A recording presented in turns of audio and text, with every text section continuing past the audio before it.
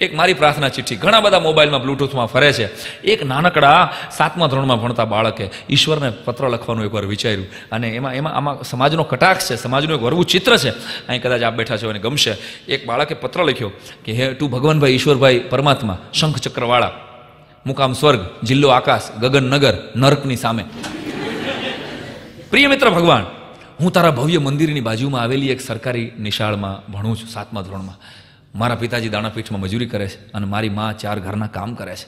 મારા મા બાપ મને શું કામ નિશાળે મોકલે છે એ તો ખબર નથી, પણ હા, મધ્યાહન ભોજનમાં મફત જમવાનું મળે છે અને સ્કોલરશીપના પૈસા મળે છે ને, એટલે મારા મા બાપ મને નિશાળે ધકેલી દે છે.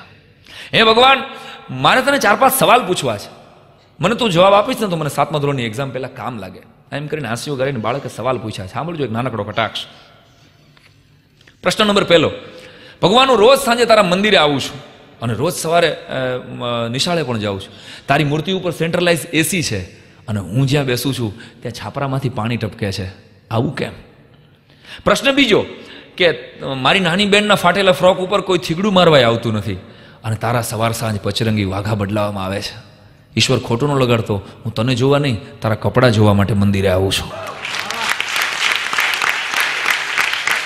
ખોટું ન લગાડતો ઈશ્વર, હું તને જોવા નહીં, તારા કપડાં જોવા માટે મંદિરે આવું છું. પ્રશ્ન ત્રીજો કે તને સવાર સાંજ આમ ભોજનના થાળ ધરાવવામાં આવે છે, 32 ભાતના ભોજનને પકવાન, તું તો ખાતોય નથી અને રોજ અડધી મુઠ્ઠી હેઠા ભાત ખાઈને અડધો ભૂખ્યો હું ઘરે જાઉં છું.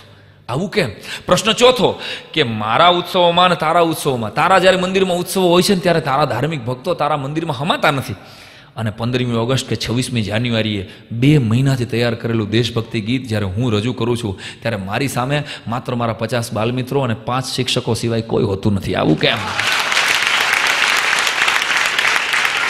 હે ઈશ્વર, તારા મંદિરમાં જે સમાતા નથી એ કઈ મારા મંદિરમાં કેમ ડોકાતા નથી? તારા મંદિરમાં જે સમાતા નથી એ કઈ મારા મંદિરમાં કેમ ડોકાતા નથી? ને પ્રશ્ન 5મો અને છેલ્લો, મારા ગામના પાદરમાં એક 5 સ્ટાર હોટલ જેવું મંદિર છે અને એક મંદિર જેવી સરકારી નિશાળ છે. મારા ગામના પાદરમાં એક 5 સ્ટાર હોટલ જેવું મંદિર છે અને એક મંદિર જેવી સરકારી નિશાળ છે. ઈશ્વર, મારે ડોક્ટર થવું છે, મારે ભગવાન થવું છે, પણ તું તો અમારી બનાવેલી મૂર્તિ છો. આ રામ, આ કૃષ્ણ, આ સ્વામિનારાયણ, કોને ખબર છે, કોને જોયા છે સાહેબ? એક શિલ્પકારની કલ્પના અને આપણી શ્રદ્ધા એને ભગવાન બનાવે છે. તું તો અમારી બનાવેલી મૂર્તિ છો અને આવી જલજલાટ છો. હે ઈશ્વર, અને અમે તો તારી બનાવેલી મૂર્તિ છીએ, અમારા મોઢા ઉપર નૂર કેમ નથી?